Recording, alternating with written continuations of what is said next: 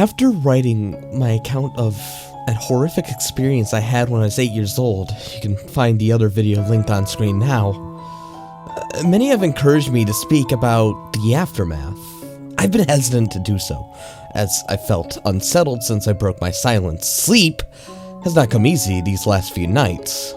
My skepticism, however, remains resilient as such, and I'll tell you what I experienced in the other room. Now, this won't be as long as the other story, as what occurred here only took place over a few days, but that was more than enough for me. If you recall, after that unwelcome nightly visitor left me, I moved into yet another bedroom less than a year later. This room was much larger than the previous one, and had a warm and welcoming atmosphere to it. Some places feel bad. The room before it felt foul, but this one did not. Thankfully, I was given a normal bed. The previous one had been taken apart and thrown out. A welcome sight, I might add. I loved my new room. I loved this fucking room. I enjoyed the space for all of my toys, and I was happy that I had a place large enough to have my friends drop by and we could play with some goddamn Transformers.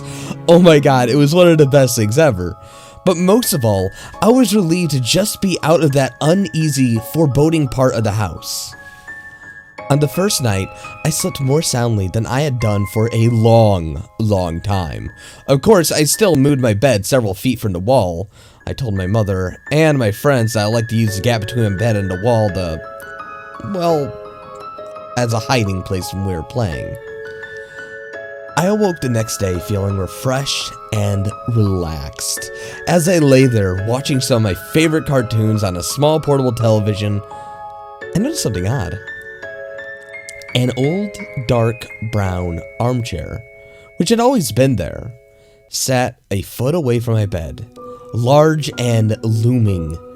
It was frayed and worn, having been given to us as part of the suite by my cousin, but it had been used many times even by then. The chair itself was not unusual, but what unsettled me was that I could have sworn that before I went to sleep, the chair had been facing away from the bed. Now, in the cold light of day, the bed was facing me. I assumed my parents had moved it while I slept, probably looking for something which had been left there before we switched rooms. The second night was not quite as restful. It was around 11 p.m. and I could hear my parents' television from the other side of the house. The room was largely in the darkness. The only illumination, an orange hue drifting through my window from the streetlights outside. I lay there content until I heard something quiet, yet unmistakable. At first, I thought it was the sound of my own breath exhaling and inhaling as I rested, but when I stopped for a moment, the quiet, almost inaudible sound of someone else in the room breathing in and out did not cease. It continued, rhythmically and without pause. I lay there in the darkness, but while I was still recovering from the terror still instilled into me from my experiences from my previous bedroom, I was not entirely afraid though. The breathing was so distant, it was unlike the wheezing I had heard from my encounter with the wall. And I had remained calm. And even at that early age, I believed that it was just so subtle that it could be my imagination just playing tricks on me. Still, I took no chances, especially after what the fuck happened the last time. I stepped out of bed, and I walked across the room and turned on the light. The sound had gone. I stared at that old worn armchair facing the foot of my bed, which was within reaching distance from where I had slept. I had turned it around to face it the other way. I had no real reason to do so, just I liked the idea of it not facing me. It just made me feel a lot more comfortable. The third night, I was not so fearless. Again, I awoke in the darkness, laying on my back. I stared up at my ceiling, which seemed to happily absorb the dim orange light from the street. The street from outside my window swayed in a calm breeze, casting a strange collection of, improbable moving shadows across the room.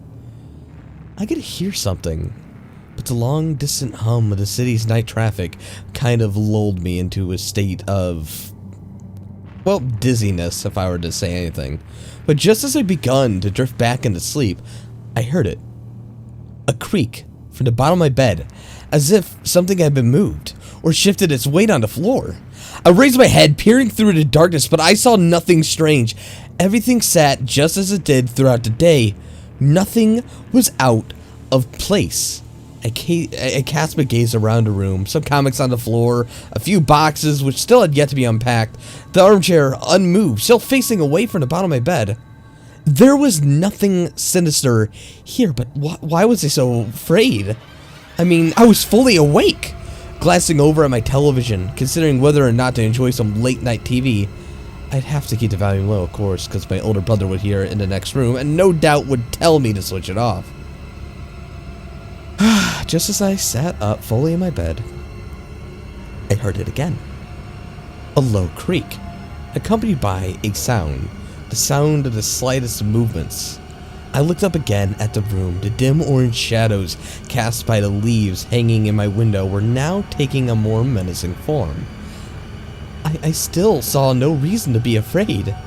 I stared at the door. I stared at the chair at the end of my bed, and I saw nothing unusual about it. It's quite common for the mind to take a moment to fully come to terms with what it's seeing. It takes time to put the full horror of what is in front of you together into a moment of cold, hard, bitter realization. Yes, I was staring at the old worn armchair in the dark, but guess what? What was I also staring at was that there was a person sitting inside of that armchair. The dim light, I could only see the outline of the back of its head. The rest was obscured by the spine of the chair. I sat motionless, staring, praying, hoping my eyes would just be being misled by my surroundings. The slow creak of movement as it shifted back and forth, bittered, and it just chilled me to my very core. This was no trick of the dark, however. Then it shifted onto its right side. I knew what it was doing. It was turning to look at me. It was difficult to make out, but for even in this room, it seemed darker than everything around it. Sorry, I'm stuttering. I know I'm fucking stuttering. I saw what looked like a collection of long fingers slipped over the crest of the chair, and then another. The room was silent except for the sound of the thing shuffling in its seat and the crash of my racing heart. At first, I could only make out the outline of its forehead, but then it began to rise up, revealing two pinpoints of light in the darkness. It was staring at me. I screamed, and within a moment, my brother, my mom, and everyone came in, switching the lights on, asking if I had had another bad dream. I sat speechless, barely acknowledging them, staring intently at the now empty armchair. I was only in that room for another few days before we suddenly moved. I saw nothing for the remaining nights except for my last sleep in that room. And I awoke to warm air breathing into my ear. I jumped out of bed, turned the lights on. The slow rhythmic breath of something unseen remained. But this time it was a lot louder than before. I spent the rest of the night on the couch in the living room. 2 years later, I slept soundly in my bed in our new house. There had been no other incident, and I'm sure I had left behind whatever strangeness had plagued me in that little average suburban home. I was, however, left with one parting gift. My tormentors, and in my opinion, the watcher in the armchair was a different entity than the elongated creature in my room. I had one last surprise in store for me. Like an animal claiming its territory, I was not entirely out of their grasp. For the one last terrifying moment, I felt the presence of those things. I lay there sound asleep, 2 years since those horrifying experiences. I was in the throes of a nightmare, and suddenly, happily, I found myself awake, safe, and in my bed, and also in a cold sweat. The room was a lot darker than usual.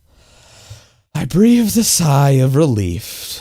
when waking from the nightmare, but the room was just so dark. I could see nothing at all, as though something had snuffed out the light.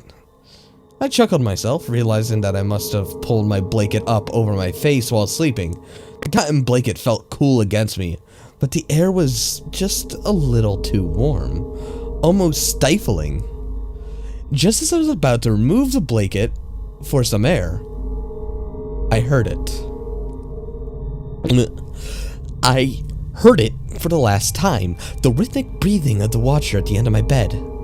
Fear gripped me, followed by anger and despair. Why could I not be left alone? I then did something most peculiar. I decided to speak to it.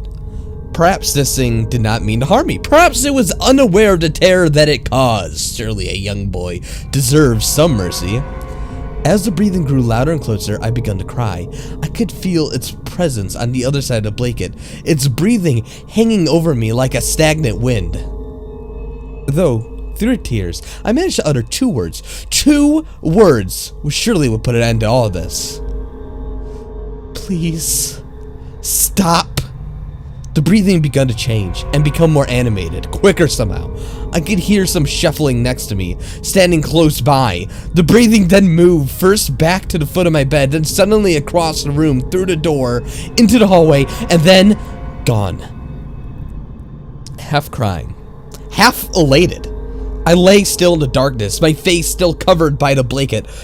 You may consider this to be a very bit of intense victory of some sort, but I did not.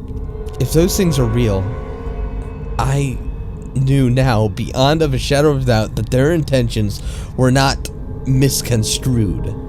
They were twisted, they were filled with malice. I would normally never use such words to describe anything, but this was as close to evil as I had ever come to. How do I know that? I'll tell you. Moments after that thing seemed to have left the house, something pressured forcefully down on top of me, pushing the blanket with great strength against my face. I could feel a large hand with long, thin fingers wrapping itself around my skull, nails imprinted upon the razor-sharp edges. I managed to slide down into the gap between my bed and against the wall, and quickly I made my escape, clamoring and screaming out of my room, waking my family. Make no mistake, I tell you, that thing in the fucking darkness tried to smother me, and that's why that thing was above my head. That's why the blanket was... But alas, that is a story for another time.